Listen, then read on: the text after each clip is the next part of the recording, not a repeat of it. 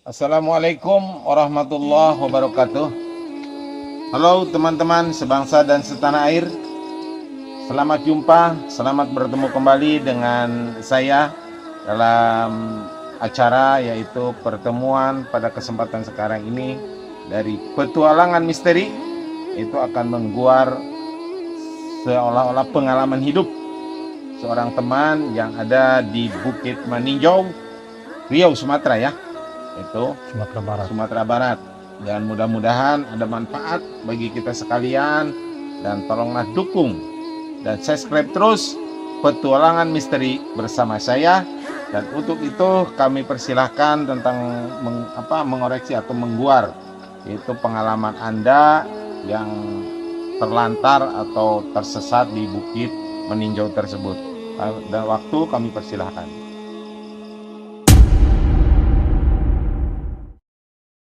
Assalamualaikum warahmatullahi wabarakatuh. Alhamdulillah wa syukurillah. Pada kesempatan kali ini saya akan berbagi pengalaman kisah saya sendiri, kisah nyata saya sendiri, di mana waktu tahun 2013 saya pernah tersesat di Bukit Maninjau. Yang belum tahu lokasi Bukit Maninjau atau belum tahu bagaimana keadaan Bukit Maninjau bisa dilihat di website atau di YouTube yang berkaitan dengan Bukit Maninjau atau Danau Maninjau. Pada waktu itu saya merantau tahun 2009 dan pindah ke Maninjau tahun 2012. Singkat cerita, pada waktu tahun 2013 saya membuka usaha keramba jaring apung di Danau Maninjau. Keramba jaring apung itu saya dibuat memakai bahan betung atau bambu. Ya kan? Berhubung bambu itu mahal dan susah, terus saya mencari informasi mengenai bambu betung itu kepada masyarakat setempat di situ, karena saya kan belum pribumi ya Pak Haji ya. Ya, belum tahu lokasinya di mana yang ada kebun bambu itu, kebun betung itu kan. Nah, saya cerita, kebetulan ada seorang teman gitu kan yang namanya Madi kan. Dipanggilnya Wo Madi gitu kan. Wow, itu apa tuh? Wo itu Bapak apa? Paman atau kepada orang tua, panggilan kepada orang tua ya. Saya cerita dan dia tahu lokasi di mana ada bambu tersebut. Dia bercerita kepada saya bahwasanya di sebuah bukit sebelah selatan Danau Maninjau. Terus di sana ada lokasi yang datar di pinggang bukit itu. Bukit itu sangat tinggi sekali ya Pak Haji ya, sangat tinggi sekali. Nah, terus dia menunjukkan bahwasan di sana ada yang datar sekitar 200 meter kita naik ke atas bukit. Terus di sana datar sekali seperti lapangan bola, tapi luasnya sekitar 11 hektar lebih. 11 hektar lebih itu yang datar itu. Nah, setelah yang datar katanya naik lagi sekitar 200 meter lagi ke atas. Itu yang datar itu tidak ada pepohonan, tidak ada? Itu pohonnya masih terjaga. Itu masih pohonnya besar-besar, ada yang sebesar drum, ada yang lebih besar lagi dari drum itu. Saya terus bertanya lagi, di 200 meter itu banyak atau tidak itu pohonnya? Katanya banyak, ada 3 gerang. Kalau sama 3 rumpun ya. 3 rumpun itu bambunya itu katanya ada 3 rumpun dulu, tapi itu udah lama, mungkin sekarang udah banyak katanya gitu kan, karena belum terjamah lagi sama orang ke sana. Kenapa dia bisa tahu lokasi tersebut? Karena dia adalah seorang pemburu kambing hutan. Dia suka berburu kambing hutan gitu kan. Tapi dia nggak sampai ke puncak bukitnya. Dia berburu hanya sampai pinggangnya saja, sampai di area betung itu. Cuman dia sudah lama tidak berburu lagi karena sudah tua gitu kan. Nah, terus keesokan harinya setelah saya bercerita terus saya siap-siap, terus membawa tas, membawa golok, memakai sepatu bot, saya membawa nasi, air, 1 botol aqua kecil. Nah terus saya naik ke atas di mana Womadi itu menunjukkan arah kemarin. Saya naik ke atas sekitar 200 meter. Bahwasanya ya benar di sana datar sekali, luas kan, luas. Nah terus saya naik lagi ke atas. Pas di atas sekitar mungkin ada sekitar 200 meteran yang ditunjukkan itu, ternyata betung itu tidak ada di tempat tersebut. Mungkin entah saya salah arah, entah mungkin saya yang kurang jauh mendakinya gitu kan. Tahu bambunya nggak ada. Nah itu, atau bambunya nggak ada gitu kan. Nah yang saya temukan di lokasi itu tuh bukan bambu, tapi itu kebun rotan yang tidak dirawat gitu kan. Itu mungkin itu bukan tanaman yang ditanam sama manusia, petani, itu tanaman liar mungkin kan, rotan di sana. Rotan itu sangat banyak sekali di sana Pak Ji. Karena saya penasaran lagi, itu betung kok tidak ada, saya bilang kan di lokasi ini, padahal saya udah mendaki jauh tuh kan.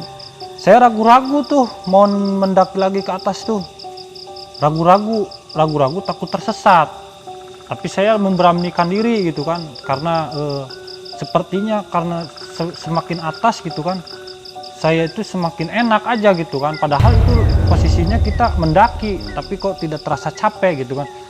Terus saya kepikiran, saya lanjutin aja lah ke atas. Saya kasih tanda aja di mana saya yang sudah dilewati. Gitu. Yang sudah dilewati itu saya kasih tanda, memakai golok saya tebas itu tanaman-tanaman kecil itu, tebasin setiap saya melangkah terus ditebas terus sampai ke atas. Tapi jalan ada ke situ jalan? Jalan tidak ada, itu hutan rimba. Yang di atas itu yang dari dataran itu kan bekas beladang orang-orang masa dulu. Gitu kan, orang-orang yang suku-suku seperti Tanjung, Melayu, Caniago yang di atas itu berkebun beladang dulunya itu, sudah sekian puluh tahun tidak diurus lagi, tidak dijamah lagi. Nah yang di posisi yang datarnya itu, pas posisinya yang di mendakinya lagi 200 meter yang ke arah betung tadi itu, di situ tidak ada yang namanya dijamah manusia, itu hutan lindung dan tidak boleh sama pemerintah juga satu pohon pun ditebang. Makanya masih terjaga hutannya, masih bagus, dan habitat-habitat seperti hewan-hewan di sana seperti monyet, ada babi, terus harimau, kijang, cipan, kambing hutan di sana masih banyak, natural, masih terjaga. Simpanse pun ada, simpanse orang hutan tuh Pak Ji. 200 meter sudah di sana, saya kasih tanda jalan lagi, saya naik lagi ke atas. Sesudah di atas, saya menemukan sebuah batu yang sangat besar Pak Ji. Batu apa tuh? Itu batunya seperti batu biasa, seperti batu splen itu batu buat fondasi bangunan itu, kalau dipecah-pecah itu kan, batunya warnanya hitam. Batu itu besar, mungkin sebesar rumah ada, cuman menempel di tebing saja. Itu posisi kemiringannya sekitar 90 derajat, tapi nempel di tebing. Itu kelihatannya apa ke dalamnya itu apa masih ada, apa kelihatannya nempel gitu? Itu kelihatannya nempel, soalnya menonjolnya sangat jauh, seperti menonjol keluarnya aja sekitar ada 3 meteran kurang lebih keluarnya saja gitu kan. Itu saya terpikir, gimana ini kalau batu ini jatuh ke bawah, sementara di bawah banyak pemukiman gitu kan. Mungkin ini orang-orang tidak tahu di atasnya ada batu, mereka ada yang buat rumah hampir lurus dengan batu tersebut. Kalau batu ini jatuh mungkin, wah saya tidak terbayang gitu kan sama batu itu. Kalau jatuh itu batu sangat besar sekali. Saya sangat ada senang, ada rasa di dalam pikiran saya, takut tersesat ada gitu kan, karena saya senangnya melihat hal-hal yang tidak pernah saya lihat waktu keanehan ya. Iya, keanehan-keanehan di dalam hutan atau dalam bukit tersebut gitu kan. bukit itu tuh kan Pak Haji, itu pembatas antar 2 kabupaten. Bukit itu kalau kita menyeberang nih bukit itu sudah beda kabupaten. Kalau yang saya awal mendaki tadi itu kabupatennya Kabupaten Agam, Maninjau. Kalau yang sebelahnya Kabupaten Pariaman, itu sebelahnya. Ya kan, entah kalau kampungnya itu saya lupa, kampung apa di daerah Pariaman itu kan. Nah, singkat cerita, pas saya sudah di batu itu kan, sudah istirahat di situ kan, saya mendaki lagi, Pak Haji, ke atas. Biasa saya tebas lagi, lewati batu itu. iya, kasih tanda lagi gitu kan, saya lewati batu itu lagi. Semakin atas itu semakin indah, semakin suasananya tenang gitu kan. Terus semakin atas itu makhluk-makhluk atau hewan-hewan di sana tuh sudah tidak masuk logis gitu kan, sudah tidak masuk logis seperti makhluk-makhluk yang biasanya ada monyet, ada babi gitu kan. Kalau di atas itu burung pun tidak ada Pak Haji. Kalau di bawah itu burung itu dari burung murai, burung yang hijau tuh, burung hijau, burung emas itu, kutilang emas, pokoknya jenis-jenis burung itu banyak bagus-bagus di sana. Tapi di atas tidak ada, monyet pun tidak ada, entah kenapa itu monyet. Mungkin saya tidak lihat gitu. Dingin apa gimana cuacanya? Kalau menurut saya tuh bukan masalah dingin, mungkin karena kalau di atas itu jauh kurang kadar makanan gitu kan, karena di sana hutannya bukan hutan buah-buahan, jadi hutan kayu yang besar-besar yang tidak berbuah gitu kan, seperti pinus gitu ya, seperti pinus, terus kayu kubang gitu kan, pokoknya kayu maja itu, pokoknya kayu-kayu keras, kayu-kayu besar. Nah, setelah saya naik lagi ke atas, saya kasih tanda lagi, semakin atas semakin enak, padahal itu posisi mendaki kemiringan sekitar 90 derajat atau 60 derajat itu paling miringnya ya kan. Itu tidak terasa capek, harusnya capek kan gitu kan. Saya mendaki lagi itu mungkin sekitar ada 70% kita hampir tuntas di puncaknya gitu kan. Nah, istirahat lagi tuh di sana tuh kan. Hampir melewati setengahnya gitu. Iya, sudah lebih setengahnya kita mendaki itu gunung. Ya, kita istirahat lagi dan nggak pernah ketemu mata air gitu kan pas waktu mendaki gitu kan. Nah, kita istirahat lagi, kita minum dulu gitu kan bawa air, tapi nggak makan di sana karena tanggung kan, mau nuntasin aja lah ke atas, pengen tahu gitu jam kan. Berapa itu? Kira-kira kan saya pagi-pagi tuh berangkat jam 6 pagi, kira-kira sudah nyampe jam 9 gitu pas waktu itu kan. 3 jaman. 3 jam jam 9 gitu kan, itu hampir selesai kita ke atas. Nah, di situ kita sudah minum, merokok dulu kan kita suka merokok dulu di sana, santai dulu. Masih terlihat tuh pemandangan ke bawah tuh, pemandangan sangat indah, di bawahnya ada danau kan. Nah, di danau tuh kelihatan di atas. Kelihatan di atas tuh danau tuh kan. Singkat cerita, saya lanjut lagi perjalanan ke atas lagi, biasa dikasih tanda lagi supaya tidak tersesat pulang kan. Kita menuju arahnya itu ke selatan ya, ke selatan, dari timur ke selatan kita mendaki terus, karena kita sudah ditandai dari awal kalau misalkan saya pulang harus arahnya ke timur gitu kan. Nah, jadi supaya tidak tersesat gitu. Terus saya naik lagi, tibalah saya di puncak Pak Haji. Sampai ke puncak. Di puncak terus datar itu Pak Haji. Di puncak tuh datar, saya kasih tanda lagi, terus lewati lagi terus kan ke puncak lagi. Siapa tahu banyak keanehan gitu kan di sana. Nah, saya merasa lapar nih, belum makan kan, baru ngopi aja tuh pagi tuh sebelum berangkat.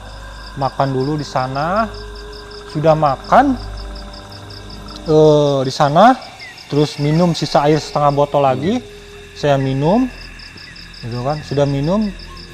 Istirahat, merokok dulu, sudah istirahat, dibuanglah sampah itu sembarangan sama saya tuh, nggak inget kan. Terus memburu bambu itu udah nggak kepikiran mungkin ya? Udah nggak kepikiran itu, pokoknya namanya bambu itu udah nggak dipikiran, itu sudah melewati bambu itu yang dituju 200 meter udah nggak kepikiran karena terkesimanya dengan keindahan yang ada di hutan itu gitu kan. Jadi penampakan alam, terus batu yang pertama ketemu sama batu itu udah hilang tuh pikiran ke bambu. Jadi membuat saya penasaran, ingin tahu lebih dalam gitu kan, gimana isi hutan itu gitu kan. Pas saya di atas itu sudah makan tadi, sudah dibuang tuh nasi sama botolnya. Saya sudah menikmati pemandangan di atas. Saya lihat-lihat di atas dulu ada semacam tai, seperti tai kerbau itu kan, tapi bukan kerbau. Kata orang sana itu cipan. Bukan itu, cipan itu sebesar kerbau.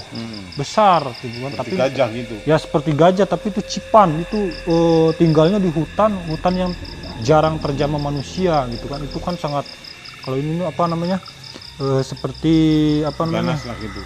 bukan ganas tapi beringas gitu, beringas, takut kalau melihat manusia tuh gitu kan. Nah sudah saya melihat-lihat, terus kambing hutan ya kan, tadi yang awalnya di 70% sebelum saya ke puncak itu binatang itu nggak ada. Kambing hutan tuh nggak ada, monyet nggak ada. Di atas tuh kambing hutan bergerombolan, banyak sekali gitu kan, banyak sekali itu kambing hutan. Suaranya juga berisik sama kambing hutan itu. Tapi monyet nggak ada, Pak Ji. Monyet, burung nggak ada di sana. Di atas puncak bukit itu, di hutan belantara itu, monyet, babi, burung saya tidak melihat tuh di sana. Simpanse itu nggak ada. Yang ada itu cipan, terus kijang, kambing hutan, sama harimau. Nah, saya ketemu sama harimau yang tidak berbulu, gitu kan. Nah, sudah saya ini kan udah ditandai kan.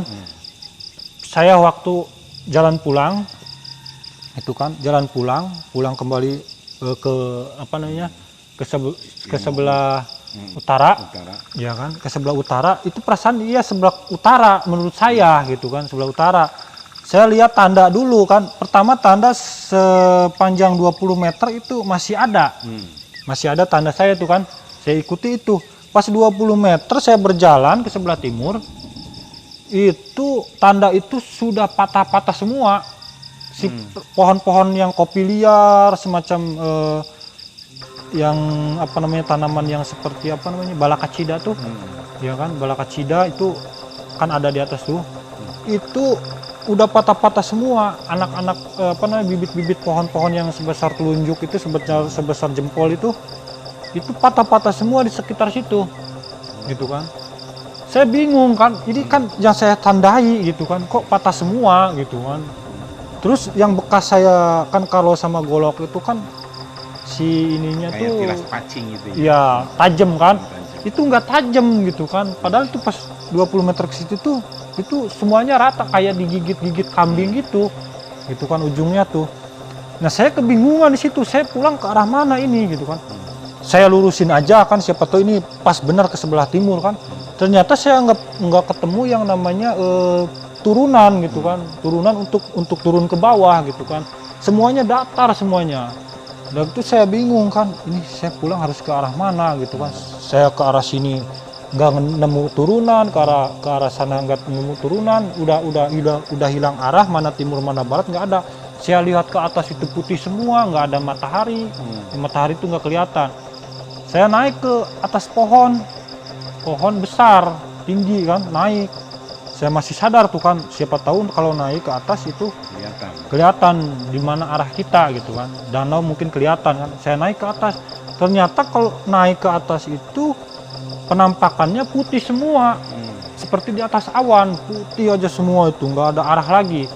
Lihat ke atas matahari nggak ada, itu yang anehnya. Harusnya matahari kan kelihatan gitu, posisi pasti udah jam 12 siang nih saya di sini gitu kan.